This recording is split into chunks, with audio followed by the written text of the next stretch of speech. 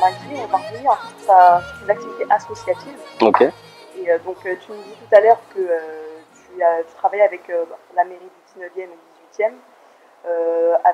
Également, j'ai vu que tu travaillais avec le ministère de la Justice et la PJJ, donc la protection judiciaire de la jeunesse. C'est ça. Pour pouvoir proposer des ateliers aux enfants de 10 à 18 ans sur des ateliers d'écriture en fait. Donc, tu peux nous dire un peu plus sur ta démarche? Oui. Alors, en fait, ça a commencé en avril 2014.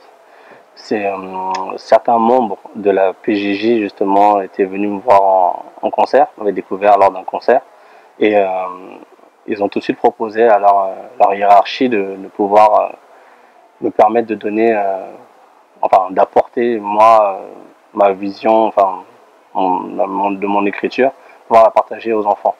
Donc c'est un projet qui m'a beaucoup plu. C'était la première fois que je faisais ça avec des enfants. Donc c'est un gros challenge pour moi.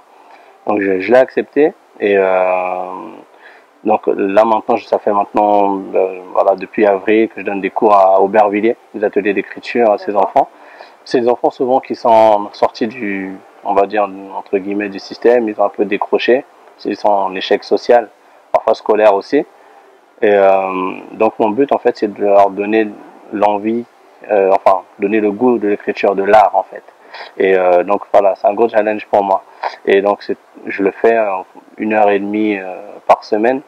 Et j'ai beaucoup appris depuis que je fais ça, beaucoup appris de ces enfants en tout cas, même des enfants en général. Parce que c'est une manière de voir les choses dont un enfant aussi a des choses à apporter, quel que soit son parcours.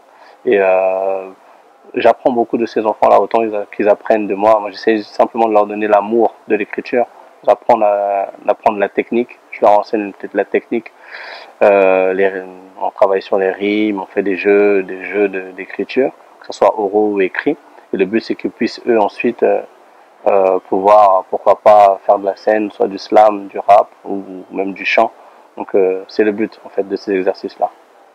Passe un peu le relais, ton amour de l'écriture aux jeunes enfants. C'est ça, ouais. Pour les éveiller un peu exactement. À la poésie qui t'anime. C'est ça, c'est exactement. Moi-même, en fait, je suis tombé amoureux de la poésie quand j'étais à l'école primaire. Donc voilà, j'essaie de leur communiquer cet amour-là et leur donner envie d'écrire en tout cas. D'accord. Je sais également que tu es donc vice-président et trésorier de l'association Affaires, qui a été créée en 2006, si je ne me trompe pas. C'est ça.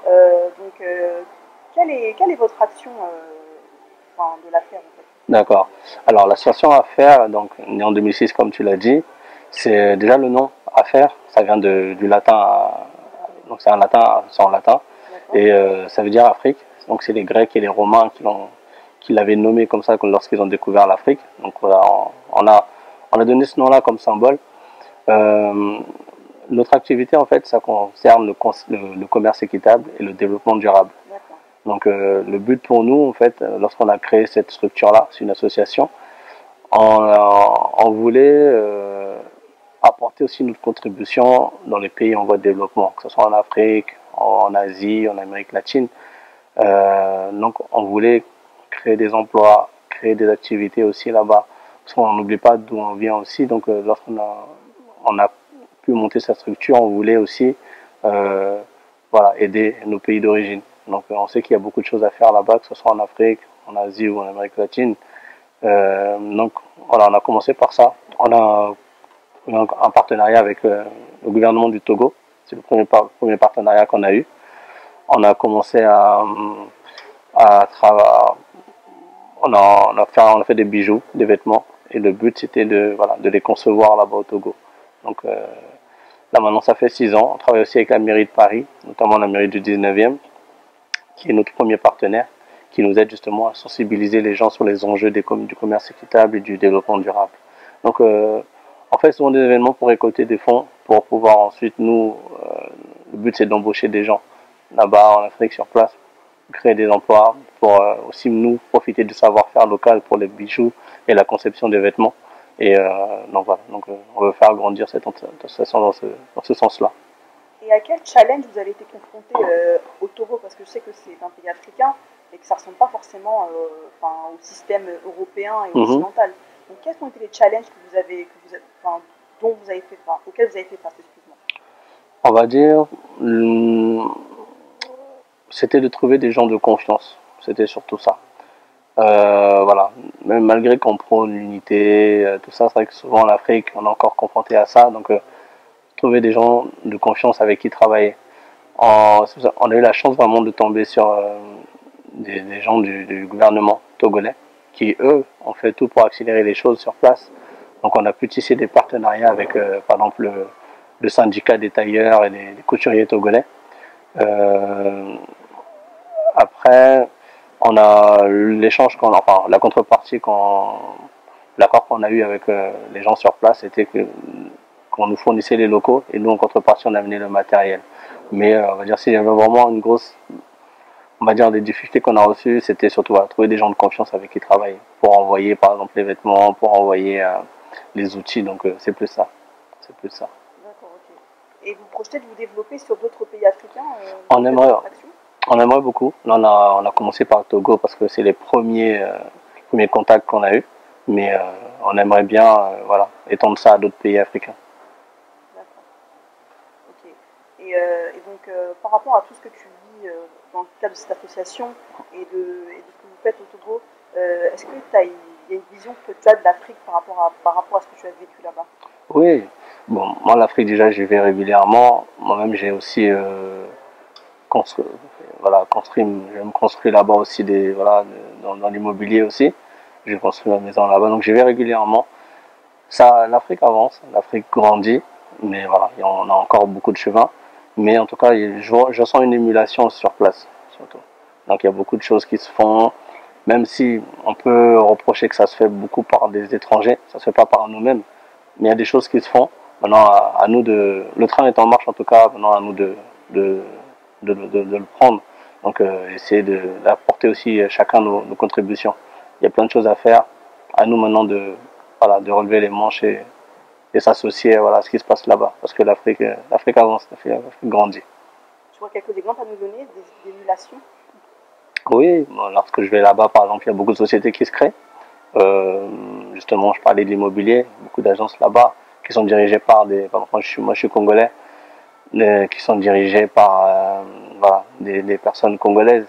Il y a dans le bâtiment, il y a de la musique aussi, au niveau de l'art aussi, il y a beaucoup de choses qui se font, des écoles d'art qui se créent. Et après, des écoles d'art qui se créent, il y a beaucoup de festivals aussi, donc pour sensibiliser les jeunes. Après, il y a beaucoup de structures, même juridiques aussi. Il y a de plus en plus de lois, alors qu'avant, c'était un peu une anarchie un peu qui régnait lorsqu'il y avait encore, on va dire, il y a encore 10 ans. Mais les choses avancent. Les choses avancent en Afrique. Beaucoup d'associations aussi maintenant ici vont sur place aussi, vont aider les gens là-bas à développer des projets.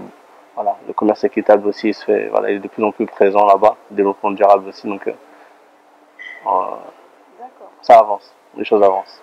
Et dans le cadre, par exemple, de une activité musicale, est-ce que tu prévois un jour peut-être de transformer un artiste africain ou de faire des concerts sur place? Oui, bien sûr. Là, on va dire peut-être que là, je n'ai pas encore les fonds nécessaires ou les moyens, mais oui, c'est des choses que j'aimerais faire. Développer, prendre des artistes. En fait, pas tant famille, j'ai vraiment envie que ce soit un collectif d'artistes. Donc, d'artistes qui viennent de tout part, qui agissent dans différents arts. Et, donc, voilà. Donc, oui, c'est un rêve que j'aurais même de prendre un artiste africain, pouvoir l'aider à se développer ici. Donc, on a vu que tu étais auteur, que tu étais slammer, que tu étais rappeur, que tu étais trésorier, que tu étais vice-président d'une association, que tu es Madji. Exactement. Comment on fait pour tout gérer, tout organiser au quotidien? On s'organise tout simplement. Et je suis pas tout seul aussi. Je tiens à le souligner parce que j'ai des gens formidables qui m'aident. Je fais vraiment des rencontres superbes et j'ai vraiment une équipe, une grosse équipe aussi avec moi. Donc des gens super. Je pense à ma graphiste Sophie Bigot qui elle a créé tout mon univers artistique. Je pense à mon DJ, DJ LDVK qui fait aussi toutes mes instrumentales pour la musique. À Abiré aussi qui est la présidente de l'association Affaires. Donc voilà, avec qui on a monté tous ces projets de commerce équitable. Le label aussi, donc il y a toute une équipe avec moi. Donc lorsqu'on s'organise, on arrive à vraiment à faire les choses. Tout est une question d'organisation. Et puis, on va dire que même si ça peut paraître beaucoup comme ça, mais dans 24 heures, c'est à la fois court et long. Donc on peut faire beaucoup de choses dans une journée. Ça, souvent les gens l'oublient, mais on peut faire beaucoup de choses. Il suffit juste de s'organiser et puis voilà, il faut toujours aller au bout de ses rêves tout simplement. Moi, je ne le vois pas comme du travail parce que ce que je fais à côté, enfin, toutes les activités dont je m'occupe, voilà, c'est des passions, c'est des hobbies, donc je vis avec ça, je vis pour ça, donc, voilà, donc les heures ne sont pas comptées. Donc c'est avant tout une aventure humaine. C'est ça, c'est mon train de vie, c'est un style de vie, oui, c'est l'aventure humaine, oui, comme tu dis. D'accord. Bon, bah, je te laisse le mot de la fin. Le mot de la fin, je dirais, comme le titre de mon prochain album, je dis aux gens de s'envoler. Envolez-vous, allez au bout de vos rêves. Tout est possible, juste une question de travail et d'abnégation. Merci Madi. Merci à vous. De nous avoir dit ça. Merci Usa. Et bonne continuation. Merci beaucoup. À bientôt.